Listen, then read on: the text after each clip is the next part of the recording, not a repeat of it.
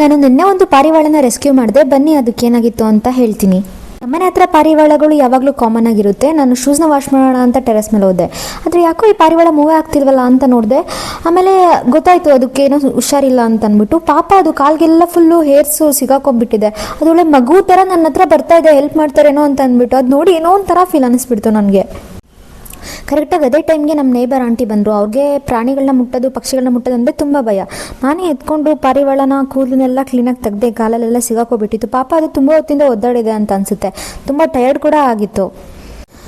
ನನಗೆ ಆ ಸಿಚುವೇಶನ್ ನೆನೆಸ್ಕೊಂಡು ಅನ್ಸೋದೇನಂತಂದರೆ, ನಮಗೇನಾದರೂ ಸಾಯೋ ಸಿಚುವೇಶನ್ ಬಂದಾಗ ನಮ್ಮ ಆಯಸ್ಸು ಗಟ್ಟಿ ಇತ್ತು, ಇನ್ನೂ ಚೆನ್ನಾಗಿತ್ತು ಅಂತಂದರೆ ದೇವ್ರು ನಮಗೆ ಯಾರೋ ಗೊತ್ತಿಲ್ಲದೆ ಇರೋರನ್ನ ಕಳಿಸಿ ನಮಗೆ ಹೆಲ್ಪ್ ಮಾಡಿಸ್ತಾನೆ ಬದುಕೋದಕ್ಕೋಸ್ಕರ.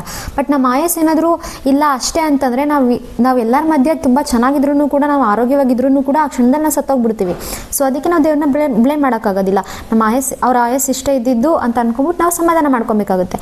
ಯಾಕಂದರೆ ನೋಡಿ, ನಾನು ಟೆರೆಸ್ ಮೇಲೆ ಹೋಗೋದೇ ತುಂಬ ರೇರು, ಅದರಲ್ಲಿ ನಾನು ಹೋಗಿದ್ದೆ ತುಂಬ ರೇರು. ಬಟ್ ನನಗೆ ಗೊತ್ತೇ ಇರಲಿಲ್ಲ. ಬಟ್ ಆ ಪಕ್ಷಿಗೂ ಗೊತ್ತಿರಲಿಲ್ಲ ನನಗೆ ಈ ಥರದವ್ರು ಹೆಲ್ಪ್ ಮಾಡ್ತಾರೆ, ಮನುಷ್ಯರು ಬಂದು ಹೆಲ್ಪ್ ಮಾಡ್ತಾರೆ ಅಂತ ಅಂದ್ಬಿಟ್ಟು. ಎಷ್ಟು ವಿಚಿತ್ರ ಅನಿಸುತ್ತೆ ಅಲ್ವಾ ಇದನ್ನೆಲ್ಲ ನೋಡಿದ್ರೆ.